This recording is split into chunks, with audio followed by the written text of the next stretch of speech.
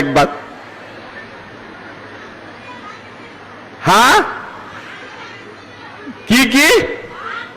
পাম বুলি ভাবিছিলে নাপাও বুলি কোনে কোনে ভাবিছিলে কোনবাইতো ভাবিছিলে আচ্ছা এতিয়া যে 10,000 টকাটো পালে আকৌ ভৱিষ্যতে মই 25,000 টকা দিম বুলি কোনে কোনে ভাবি আছে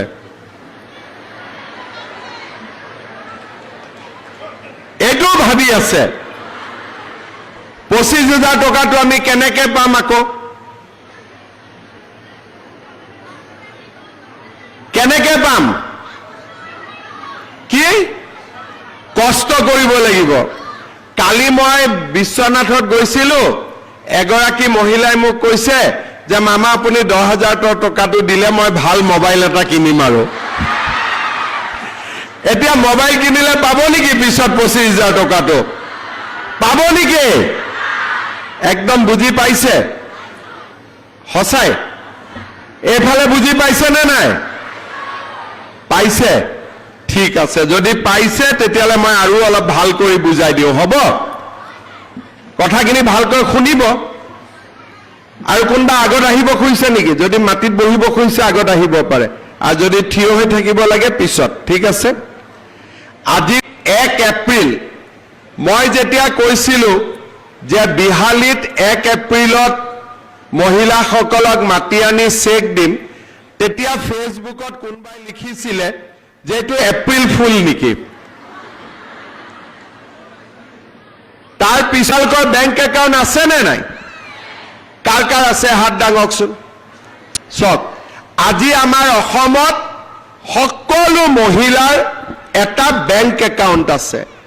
এতিয়া বেংক একাউন্ট থকাৰ কাৰণে কি লাভ হৈছে আগতে বেংক একাউন্ট নাথাকুতে সৰকাৰে লুঙি কিনিছিলে ধুতি কিনিছিলে কম্বল কিনিছিলে আমি এতিয়া কি কৰো বেংকলৈকে টকা কেটা পঠাই দিও যেতিয়া আমি বেংকলৈকে টকা পঠাও গুৱাহাটীৰ পৰা কম্পিউটাৰত টিপি দিও টকাটো আহি 2 মিনিটতে আমাৰ একাউন্টত সোমাই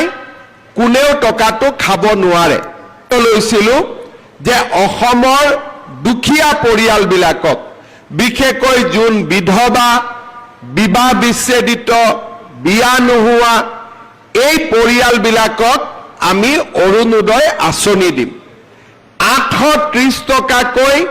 আমি অৰুণোদয় আঁচনি দিয়া আৰম্ভ কৰিলো প্ৰথম বছৰ আমি 18 লাখ পৰিয়ালক অৰুণোদয় দিলো লাহে লাহে অৰুণোদয় আঁচনি আমি 28 লাখ মহিলালৈ বৃদ্ধি কৰিলো আৰু এইবাৰ আমি নতুনকৈ সাৰ্ভে কৰিছো আমি 40 লাখ মহিলাক অৰুণোদয় আঁচনি দিম মাহত 1250 টকাকৈ লাভ কৰিব বিহালী সমষ্টিটো আমি সাৰ্ভে কৰি আছো 2 এগৰাকী মহিলাই যি পোৱা নাই মই বিহালীত আৰু 2-3 হাজাৰ অৰুণোদয় বঢ়াই দিম যাতে সকলো মহিলাই অৰুণোদয় আঁচনি পাব পাৰে আজি আমাৰ চৰকাৰে অৰুণোদয় দিলে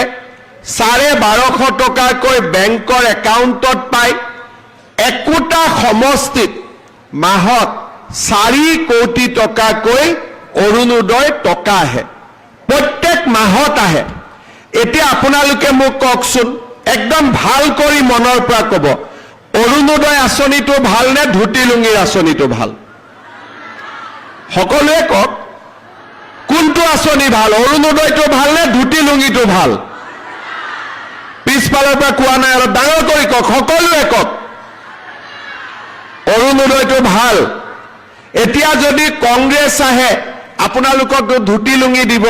বিজেপি আহিলে অৰুণোদয় দিব কোনটো লাগে আপোনালোকক অৰুণোদয় লাগে নে ধুতি লুঙি লাগে অৰুণোদয় লাগে এতিয়া ভুলতে যিবিলাকে কংগ্ৰেছক ভোট দি দিয়ে তেওঁলোকে এটো বুজি পাব লাগে যে কংগ্ৰেছ আহিলে অসমত ধুতি কম্বল আহিব আৰু বিজেপি আহিলে অসমত অৰুণোদয় নিযুত মইনা লাখপতি বাইদেউ আহিব কোনটো লাগে এতিয়া লাখপতি বাইদেউ লাগে এতিয়া আপোনালোকে চাওক অৰুণোদয় আঁচনি আহিলে তাৰ পিছত মানুহৰ ঘৰত ৰেচন কাৰ্ড নাছিলে আমি ৰাইজক ৰেচন কাৰ্ড দিয়া আৰম্ভ কৰিলো আজি অসমত 70 লাখ পৰিয়ালৰ হাতত ৰেচন কাৰ্ড আছে অহা সেপ্টেম্বৰ মাহত মই আৰু 6 লাখ ৰেচন কাৰ্ড দিম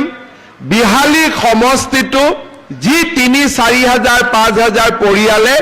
এতিয়াও আমাৰ ৰেচন কাৰ্ড পোৱা নাই তেওঁলোককো আমি ৰেচন কাৰ্ড দিয়াৰ ব্যৱস্থা কৰিম এতিয়া ৰেচন কাৰ্ডখন পালে কি হয় কংগ্ৰেছৰ দিনত ৰেচন কাৰ্ডখন মানুহৰ হাতত থাকে মানুহে একো নাপায়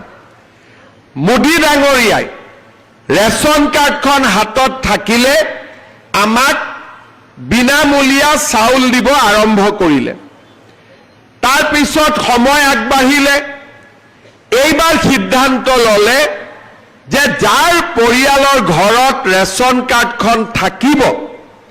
তেওঁলোকে বেমাৰ আজাৰ হলে 5 লাখ টকালৈকে বিনামূলীয়া হস্পিটালত চিকিৎসা ল'ব পাৰিব আপোনালোকে জানি আচৰিত হ'ব যে এই বছৰ আমি 1000 কোটি টকা হস্পিটালত বিল পেমেন্ট কৰিছো মানুহে যি ৰেচন কাৰ্ডত বিনামূলীয়াকৈ ট্ৰিটমেন্ট লৈছে তাৰ পিছত এইবাৰ আমি কি সিদ্ধান্ত লৈছো যে ৰেচন কাৰ্ডত আমাৰ চাউল পালো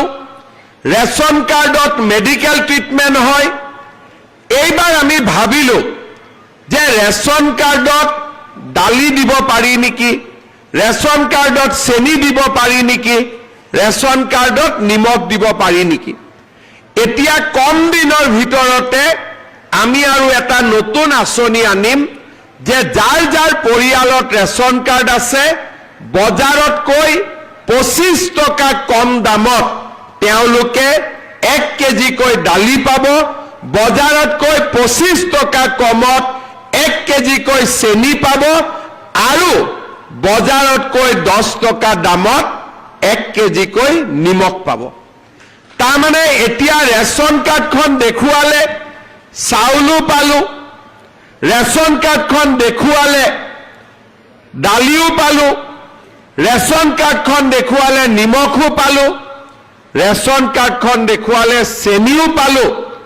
আৰু ঘৰত 1250 টকাৰ অৰুণোদয়ও পালো এতিয়াতো আমাৰ ল'ৰা ছোৱালীৰ জন্ম হয় ল'ৰা ছোৱালী কোনে পঢ়াব বোলে এটো মামায়ে পঢ়াই দিব লাগিব লেঠা লাগিলে এতিয়া ছোৱালী বিলাকক আমি কি কৰিলো যে 11ত পঢ়িলে প্ৰত্যেক মাহত বেংকৰ একাউণ্টত টকা পাব তাৰমানে দেউতাক মাকৰ দায়িত্ব নাই আৰু